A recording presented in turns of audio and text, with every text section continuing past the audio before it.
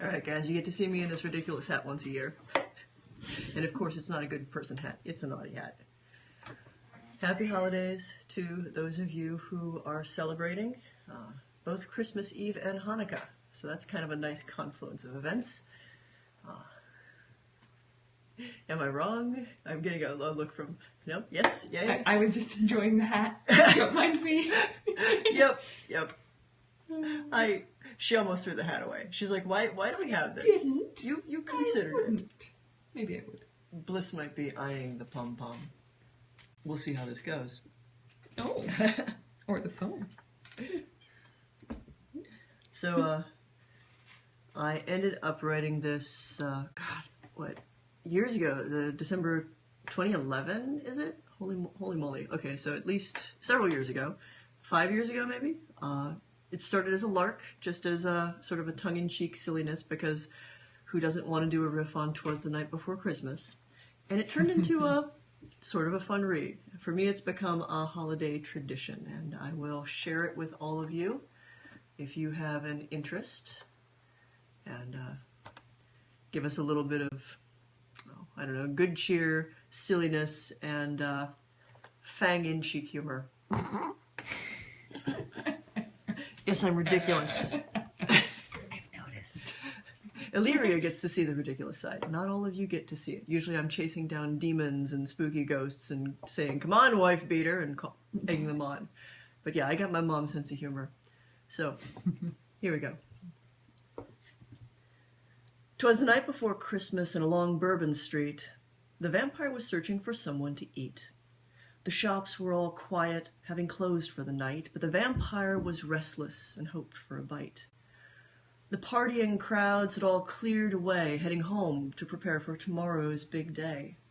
The streets were now empty, and nobody stirred. The vampire walked, whistling, but nobody heard. He stopped for a moment in the pale street lamp's glow, and the only thing sparkling was the light scrim of snow. When off in the distance a strange sound was heard, the vampire froze, listening, and breathed not a word. He thought he heard weeping, but he could not be sure. So he ran toward the sound. He took off in a blur. Far away in an alley a girl sat and cried, huddled close to her mother, who sadly had died. The vampire stepped softly, staying out of the light. In silence he pondered the poor child's plight. The track marks were clear on the mother's thin arm. In a fit of despair she had done herself harm. As he watched from the shadows, he felt mounting rage. The child was a bear 5 or 6 years of age. I might not be Christian, he thought in his head, but today's not the day to mourn someone who's dead. He paused but a second before he stepped nearer. The little girl jumped and looked up in fear. I know what this seems like, he said with a smile, but ruining your Christmas is just not my style. He bent to the child and held out his hand. This once, you can trust me. I'll help if I can. The look in his eyes made the child feel bold. She soon clutched his fingers, so pale and so cold. They walked through the streets toward old Jackson Square. He thought he could leave her in the church that stood there. At St. Louis Cathedral, where they held midnight mass, the light flooded warmly through scenes of stained glass. The vampire's steps faltered the closer he got. He felt his skin prickle and sting and grow hot. A cross in the window shone forth with the light, and it took all his courage to not flee from the sight. You see those big doors there? He asked, cringing away. There's safety within and a place you can stay. The little girl seized him, unmoving a stone. She wept, and she wondered, must I walk in alone? Reluctant to face what he knew did him harm, he nevertheless took the small girl by the arm. He moved slowly forward, though each step was a strain, and he struggled to hide from the girl all his pain. At the top of the steps, he reached out for the door with his flesh nearly singeing and his fingers so sore. As he pulled the door open, they were both bathed in light, and the sounds of the hymns flooded out in the night. They stood in the threshold, the vampire and child, his face a rictus, hers sweet and mild.